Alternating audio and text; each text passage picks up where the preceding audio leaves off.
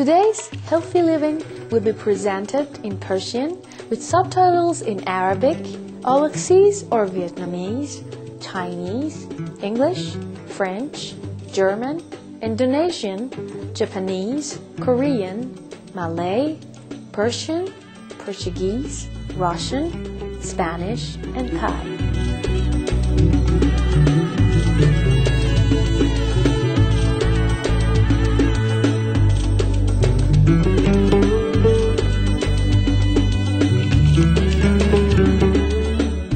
سلام بینندگان اندیشمند، به بخش دیگری از برنامه زندگی سالم خوش آمدید.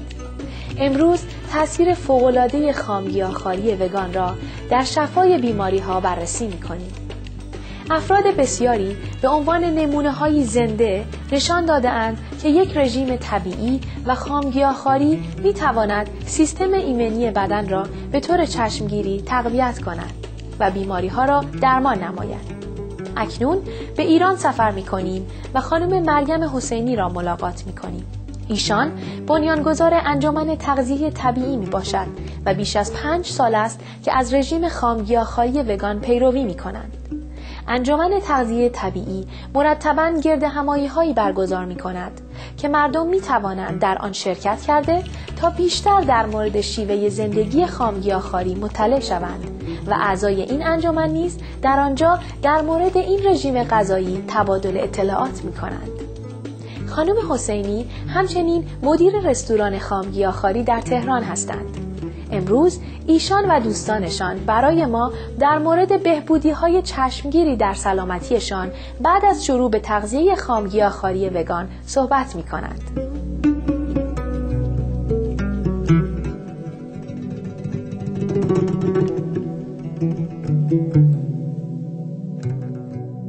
من حدود 5 سال پیش به علت بیماریایی که داشتم روزی 18 قرص استفاده می‌کردم. بیماری من کیسه صفرا بود که 5 سال پیش در فروردین من بیمارستان آراد خوابیدم، گفتم باید کیسه صفراتو در بیاری. نفخ معده خیلی شدید داشتم، کیست تخمدان، آرتروز، دیسک گردن و کمخوابی خیلی شدید. چون سال تحویل بود گفتم میرم خونه، بعد برمیگردم که این کارو انجام بدم. اومدم خونه چون به کتاب خیلی علاقه دارم. در اینی که کتابا رو میخوندم به کتاب مرحوم آقای آوانسیان آشنا شدم که ما در اینجا داریم.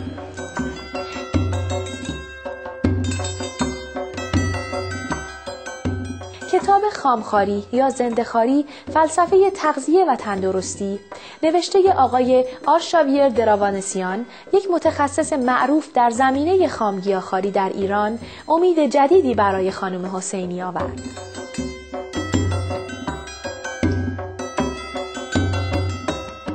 هر یک صفحه که میخوندم واقعا تعجب میکردم که چقدر من این سالها اشتباه زندگی میکردم. همیشه گوشت، همیشه شیرینی، کیک، بستنی، عاشق شکلات بودم. از همون شب تصمیم گرفتم تمام داروهامو به دخترم گفتم مامان اینا همه رو بریز بیرون. با هیچ انجمن هیچ جای آشنا نبودم، آشپزی هیچ چی نمیدونستم مثلا باید چیکار کنم، ولی چون کتابو دقیق خوندم با میوه ها شروع کردم. مدت تقریبا یه هفته شد که اون عکس العمل‌های شفابخش رو چون میدونستم، استخوان درد داشتم، پا درد داشتم، واقعا احساس کردم که اون معتادین چی میکشن. عین یه آدم معتاد واقعا بدن درد شدید داشتم، یعنی سر اون ساعت باید قرصامو میخوردم. مقاومت کردم، بدنم واکنش‌هایی داشت، سردرد داشت، حالت تعود داشت و بعد از یک هفته شروع کرد به حال من به خوب شدم. حدود 2 ماه کلا طول کشید که 8 نوع بیماری من کاملا خوب شد. الان تو این 2 سال حتی من دیگه سرما هم نمیخورم، یعنی هیچ نوع از مریضی‌های من برنگشته به هیچ عنوان.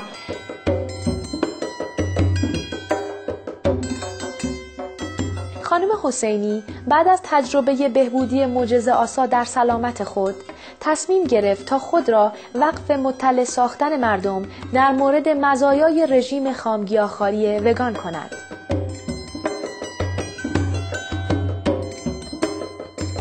وقتی آدم با این روش آشنا میشه اینقدر آرامش داره، یعنی از هر نظر که شما خواب راحت داره. با این غذاها سیستم ایمنی بدن اینقدر بالا میره که دیگه به هیچ عنوان هیچ نوع بیماری آدم نمیگیره. به خاطر همین حدود 1.5 سال هستش که تغذیه طبیعی، مؤسسه تغذیه طبیعی رو ما افتتاح کردیم من خودم اونجا هستم، هم به خاطر راهنمایی و هم به خاطر غذایی که درست میکنیم. خوشبختانه خیلی از مردم اومدن اونجا و بیماری هایی داشتیم مثل سرطان خون، سرطان سینه، سرطان پروستات، سرطان معده، سرطان روده. حتی با شیمی درمانی تمام اینها بهبودی خودشونو به دست آوردن و ما یکی ازشون دعوت کردیم بیان اینجا برای تمام دوستان صحبت کنن که ببینن و واقعا اون مدارک پزشکیشون رو ارائه بدن که تمام دنیا مثل همینجور که الان خانم چینگ های در سوپریم مستر تبلیغ میکنن که گیاهخوار بشین. تمام دنیا گیاهخوار خب خیلی خوبه، ولی برای کسانی که مریض هستن 100% باید خامگیاهخواری انجام بدن که بهبودی خودشون رو خیلی خیلی خیلی زود به دست بیارن.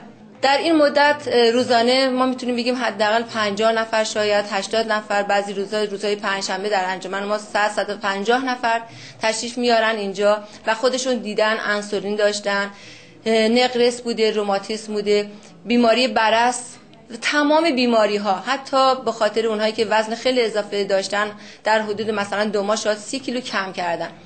به تمام اینها جواب داده. از استاد عزیزم دعوت کردیم که همیشه اینجا تشریف دارن و واقعا تو این مدتی که ما اینجا هستیم همیشه وجودشون اینجا بوده، برای ما عزیز هستن. خواهش میکنیم از تجربیاتشون که 36 سال خامگیاهخواری میکنن و از زمان مرحوم آوانسیان. خواهش میکنیم بفرمایید. عرض کنم که من تقریبا مهر ماه سال 1352 بود که با خامخواری آشنا شدم. بعد از همون لحظه‌ای که کتابو خوندم شروع کردم و در مدت 4 ماه حدود 40 کیلو از وزنم کم شد. البته من 110 کیلو بودم، دقیقاً حالا بخوام بگم 108 کیلو. بعد با مرحوم آقای آوانسیان آشنا شدم. حقیقتش مثل همه رژیم‌ها فکر می‌کردم که حالا میتونم دوباره برگردم به پخته‌خواری. بله. ولی تجربه ثابت کرد که نه، اگر بخوام برگردم دوباره همون برنامه هستم. البته چاقی یکی از عواملی است که در خامگیاهخواری درمان میشه. خیلی امراض دیگه، یعنی تمام امراض تقریبا با خامگیاهخواری درمان میشه، من جمله چاقی. من مریضی خاصی نشدم. 1-2 بار سرما خوردم که اونم برطرف شد و تا به حال مریضی نگرفتم. حالا به گفته خانم حسینی، غذاهای اسیدی تعادل بدن ما را به هم میزند و راه حل آن مصرف میوه ها می باشد. حضرت علی فرمودن که معده خودتو قبرستان حیوانات نکنید.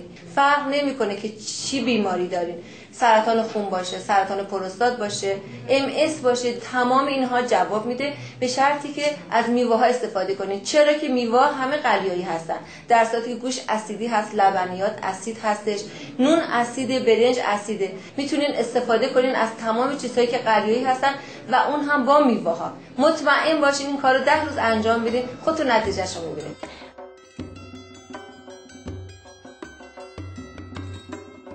بعد از پیامی کوتاه باز می‌گردیم تا در مورد رژیم غذایی سالم از دوستان خامگیاهخوار وگانمان در ایران بیشتر بیاموزیم. لطفاً با سوپریم مستر تلویزیون همراه بمانید.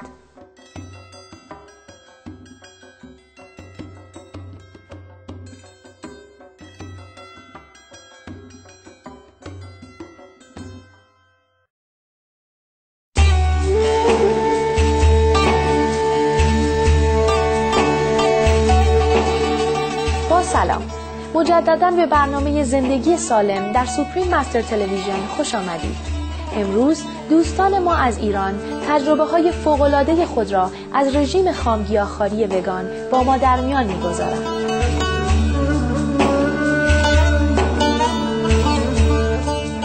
نام خدا، من الان حدوداً 10 ماهی که دارم خامگیاهخواری میکنم. منم مریضی‌های متعددی داشتم، فشار خون بالا، ناراحتی کبد، سکته مغزی کرده بودم، قندم 400 بود. بعد چون یه کتابی داشتم خونه به نام طب الکبیر که توش نگاه کردم دیدم هر بیماری با میوه ها قابل درمان هست. با کتاب آقای آوانسیان روبرو شدم زنگ زدم مؤلفش که ببینم این نویسندش کیه، شماره تلفن این مؤسسه رو به من دادن. با این مؤسسه تماس گرفتم و از اون روز شروع کردم خامگیاخواری و الحمدلله روز به روز حالم بهتر شده. قرآن رو مطالعه می‌کردم دیدم که بیشتر میوه‌ها رو بهشتی خطاب کرده توی قرآن و همین انگیزه‌ای شد که من به کارم ادامه بدم. من که چون از بیمارستان اومدم به سکته مغزی کرده بودم، والفارین رو باید حتما می‌خوردم، آسپرین هم باید حتما می‌خوردم که خونم رقیق شده بود. بعد با قرص قلب و فشار و قرص قند به 22 تا قرص می‌رسید. ولی به یک باره پس از خامگیاخواری تمام این قرص‌ها رو قطع کردم و الانم صحیح و سالم و سلامتم. همیشه هم الان دوستان من می‌بینن لبخند روی لبامه و همیشه هم خیلی تغییر کردم و وزنم هم حدود 40 کیلو. آقای مجتبی توکلی نیز یک نمونه دیگر از این حقیقت می باشد که انتخاب غذایی ما ارتباط مستقیمی با وضعیت سلامتی ما دارد. به نام خدا، من حدود 15 سال پیش با انواع بیماری ها سر و کار داشتم. تقریبا دکترها جوابم کردن، مخصوصا در 3 مورد ناراحتی اعصاب بود که قوی ترین آرام بخش و خواب آور منو دیگه قادر نبود بخوابونه. شب تا صبح من راه میرفتم، با خودم حرف میزدم تا صبح میشد. نقرس داشتم، 4 بار انگشت پام بود، از نوک انگشت تا زانوم گچ گرفتند. انواع و اقسام داروها هیچ کدوم جواب نمیداد، مسکن قوی میزدن، من 2 ساعت درد نداشتم. بعد از اون شب تا صبح اشک میریختم و فریاد میزدم از زور درد. به دنبال اون دیابت داشتم با قند 430 ناشتا، پاهم تا زانو سر شده بود، دستام تا آرنج سر شده بود و من دیگه می‌خواستن بستری کنن بیمارستان و میگفتن با انسولین. منم میگفتم که من نمیخوام از انسولین استفاده کنم چون مادرم با این بیماری خیلی زود از میان ما رفت. یه دوستی کتاب مرحوم آوانس رو به دست من داد، من اون کتاب رو مطالعه کردم و مراجعه کردم و این روش خامگیاخواری رو شروع کردم 100% و همون روز من تمام داروهایی که می‌خوردم تمام رو دور ریختم و شروع کردم با همین تغذیه حدود خامگیاخواری حدود 3 ماه من کاملا سلامتیمو به دست آوردم که قندم حتی اومد روی 109 و 14 سال از اون زمان میگذره. الحمدلله روز به روز سالمتر، سرحالتر هستم و شادی و نشاط بسیار بسیار فراوانی دارم. با دکتر و دارو دیگه هیچ کاری ندارم. الان هم خیلی خوشحال هستم و از اینکه با این انجمن حدود 2 سال پیش آشنا شدم بسیار خوشحال هستم. از سرکار خانم حسینی هم خیلی تشکر و قدردانی میکنیم با زحمات فراوانی که میکشن. من الان خیلی بیشتر از اون موقع مویز، خرما، واقعا چیزای شیرین میخورم ولی از دیابت اصلا خبری نیست.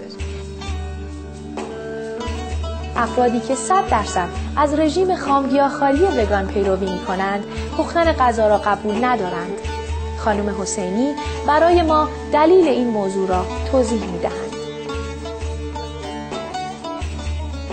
خداوند به وسیله نور خورشید اینا همه رو برای ما پخته شده، یعنی این گوجه فرنگی بله پخته شده، بله خیار رسیده، همه میوه ها برای ما رسیده. اینو در واقع ما با در اثر حرارت از بین میبریم ویتامیناشو. این اشتباهه. بعضیا با تعجب میگن خامخواری، مگه میشه خامخواری کنیم؟ اصلا ما اگه گوشت نخوریم پس پروتئین کجا؟ نمیدونم شیر نخوریم کلسیم از کجا؟ دست که ما میگیم نه، خداوند واقعا برای ما همه چی نعمتایی که در روی کره زمین قرار داده، همه چی، تمام میوه ها پروتئین داره، کلسیم داره، آب داره، آهن داره، همه چی داره. اینو تمام به خاطر چیه؟ به خاطر که تمام این میوه ها، تمام این سبزی ها همه پر از ویتامین هست و بدن ما، جسم ما به ویتامین احتیاج داره. مستقیم این ویتامین به بدن ما میرسه. تمام دوستان ما هر کسی که میاد اینجا میگیم هیچ اجباری نیستش، حداقل 2 هفته این کارو انجام بدین، 2 هفته میوه خواری انجام بدین، هیچ کار مشکلی نیستش. میوه‌ای که همیشه تو طبیعت خدا برای ما گفته تمامش، آیا تا حالا شده خربزه بد باشه، تا حالا شده هندونه بد باشه، تا حالا شده سیب بد باشه؟ تمام انسان‌ها روی کره زمین هستن. من ازشون خواهش میکنم واقعا این کارو به خاطر خودشون، اول سلامتی، بعد به خاطر نجات کره زمین حتما این کارو انجام بدن. حداقل 2 هفته میوه خواری بکنن. مطمئن باشین با این روش به هیچ عنوان به هیچ نوع دکتر دیگه احتیاج پیدا نمی‌کنید.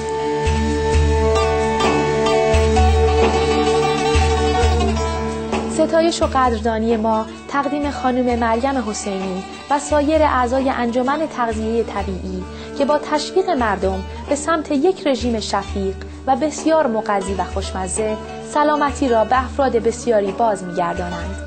لطفاً دوشنبه آینده نیز با ما همراه باشید تا صحبت‌های بیشتری از خانم حسینی و افراد دیگر بشنویم که چگونه یک رژیم خامگیاهخواری وگان از بیماری‌ها جلوگیری می‌کند و موجب می‌شود احساس بسیار خوبی داشته باشید.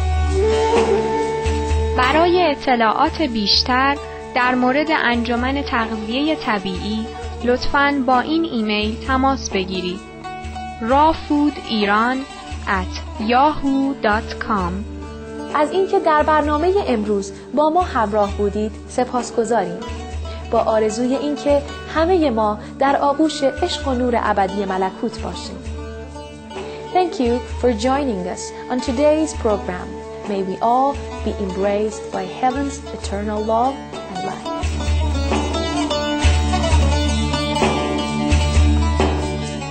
For more details, please see www.suprememastertv.com/HL.